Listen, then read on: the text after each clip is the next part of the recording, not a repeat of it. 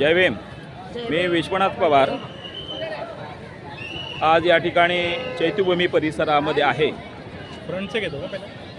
Doctor Babasaheb आंबेडकरांचा महापरिनिर्वाण दिन या दिनानिमित्तानं देशभरातून बाबासाहेब आंबेडकरांचे कोट्यावधी अनुयायी चैत्यभूमी या ठिकाणी बाबासाहेबांना अभिवादन करण्यासाठी आलेले आहेत। उद्दरली कोटी कोळे भीमा तुझ्या जन्मामुळे, बाबासाहेबांच्या जन्मामुळे आमच्या समाजाचं मातीचं सोनं झालं।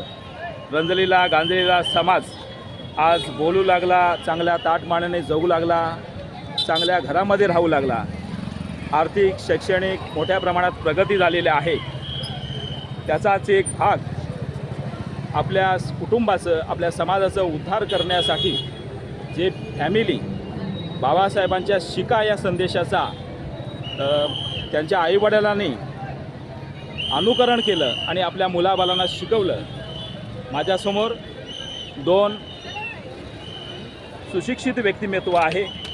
ती दोघं नवरा बायको आहेत आणि दोघंही लॉयर आहेत। ते बाबासाहेब आंबेडकरांना सातत्यानं प्रत्येक वर्षी या ठिकाणी येऊन अभिवादन करतात। ते ॲडव्होकेट सुधाकर जाधव हे लॉयर आहेत। ठाणे जिल्ह्यामध्ये चांगल्या प्रकारे त्यांची प्रॅक्टिस चालते। त्यांच्या पत्नी सुरंगाताई जाधव या शिक्षिका आहेत, त्याचबरोबर त्या लॉयर आहेत आणि एका सरकारी उपक्रमामध्ये नोकरीही करतात। कायद्यासंदर्भात जय भीम साहेब, जय भीम, जय भीम। अशा पद्धतीनं ही दोन मंडळी बाबासाहेब आंबेडकरांच्या विचारासाठी भारावलेली मंडळी आहेत। अतिशय चांगल्या प्रकारे धम्मकार्यात मग्न असतात। त्यांचं गाव भिवंडी तालुक्यात आहे। पारिवली हे गाव, हे पारिवली गावचे हे सुपुत्र आमच्या ह्या ताई आहेत। त्यांचं माहेर आसनगावमध्ये आहे। बोरशेती हे गाव।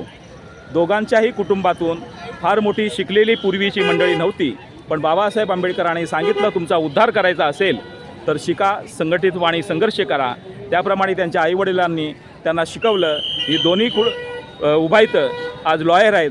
मी जाधव साहेबांना विनंती करतो की आपण या डॉक्टर बाबासाहेब आंबेडकरांच्या महापरिनिर्वाण दिनानिमित्तानं विद्यार्थ्यांना चांगल्या प्रकारचं थोडंसं संदेश द्यावा। जय भीम। मी आज या ठिकाणी डॉक्टर बाबासाहेब आंबेडकर यांच्या महापरिनिर्वाण दिनानिमित्त त्यांना अभिवादन करण्यासाठी मी आणि माझी पत्नी सुरंगा आम्ही दोघं समवेत चैत्यभूमीवर इथे आलेलो आहे। दरवर्षी आम्ही इथे येत असतो। बाबासाहेबांचे आपल्यावर जे खूप उपकार आहेत ते तर न पिटण्यासारखे आहेत। त्यांच्यामुळेच आज आम्ही जे शिक्षण घेतलेलं आहे, त्यांच्यामुळेच आज आम्ही ज्या उच्च पदावर आहेत, हे सगळं त्यांच्यामुळेच आहे। आणि त्याचीच जाणीव ठेवून आज आम्ही इथे दादरला चैत्यभूमी त्यांना अभिवादन करण्यासाठी आलो आहे। बाबासाहेबांनी सांगितलेलं आहे की शिक्षण घेतलं पाहिजे, शिक्षण घेऊन आपण त्याचा प्रसारसुद्धा केला पाहिजे, धम्माचा प्रसार केला पाहिजे आणि उच्च शिक्षण घेऊन सर्वांना उच्च शिक्षण कसं मिळेल हा त्यांनी जो संदेश दिला होता, तो संदेश आम्ही लोकांपर्यंत पोचवत आहोत आमच्या माध्यमातून, आपल्या माध्यमातून। इथे भरपूर लोक आलेले आहेत। ताई, आपण लॉयर आहात सध्या, पण त्याच्या अगोदर तुम्ही शिक्षण क्षेत्रात काम करत होता आणि शिक्षण क्षेत्रात काम करत असताना ज्या समाजामध्ये शिक्षणाच्या संदर्भात काही अडचणी आहेत त्या सोडवण्यासाठी आपण आपल्या समाजानं नेमकं काय करायला पाहिजे असं तुम्हाला वाटतं? आत्ताच्या या पिढीतल्या मुलांसाठी माझं तर मी शिक्षिका म्हणून माझं एकच मत आहे की मुलांनी शिकलं पाहिजे। शिकून चांगलं उच्चतम तर होणारच आहेत, पण त्यातूनही आपल्या समाजासाठी काय करता येईल हे त्यांनी करावं आणि शिकून संघटित होऊन संघर्ष करायला हवा। कारण आताच्या ज्या बदलत्या काळानुसार किंवा परिस्थितीनुसार आता शिक्षणाची तर नितांत गरज आहेच सुद्धा, परंतु आपल्या समाजाला घडवणं हे सुद्धा खूप महत्त्वाची गोष्ट आहे। जाधव सर, आपल्या महाराष्ट्रामध्ये नवीन देशामध्ये मोठ्या प्रमाणात समाजावर अन्यायाने अत्याचार होतो आहे। आपण वकील आहात, कायद्याचे अभ्यासक आहात, अन्याय अत्याचाराविरोधातल्या केसेस देखील तुम्ही घेतात आणि त्याप्रमाणे न्याय मिळवून देण्याचं, मग सिव्हिलचा विषय असो, क्राईमचा विषय असो, आपल्या कोर्टामध्ये तुमच्या आशिलांना न्याय देण्याचा प्रयत्न करत असतात। पण महाराष्ट्रामध्ये माझ्या लक्षात आलं की मोठ्या प्रमाणात आपल्या विभागवाईज जे कोर्ट आहेत त्या कोर्टातले जे असोसिएशन असते किंवा मागासवर्गीय वकिलांची संघटना असतात, माझं म्हणणं असं आहे की महाराष्ट्रातल्या सगळ्याच वकिलांनी राष्ट्रीय स्तरावरती एकत्र येऊन जर संघटनात्मक बांधणी केली आणि समाजावर अन्याय अत्याचार होत आहेत त्यांना त्या ठिकाणी मोफत वकील निर्माण करून द्यावं अशी माझी एक विनंती आहे. त्याबद्दल आपलं काय मत असणार आहे? नक्कीच.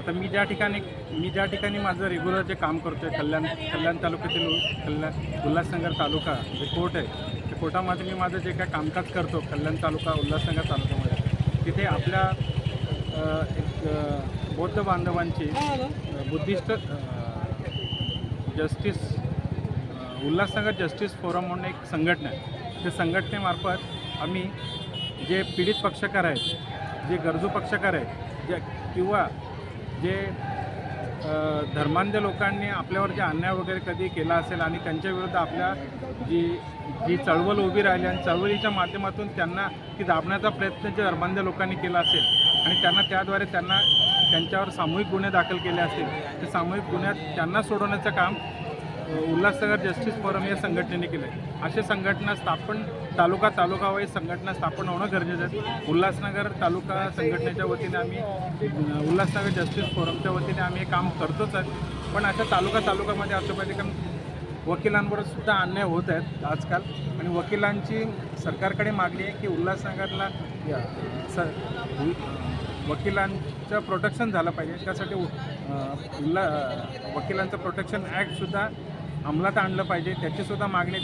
त्या संदर्भातसुद्धा वकिलांनी अनेक वेळा बंद पाळलेले आहेत, कामकाज बंद केलेलं आहे. मध्यंतरी भारताचे सर्वोच्च न्यायाधीश गवई साहेब यांच्यावरसुद्धा धर्मांध लोकांनी बूट फेकण्याचा प्रयत्न केलेला आहे.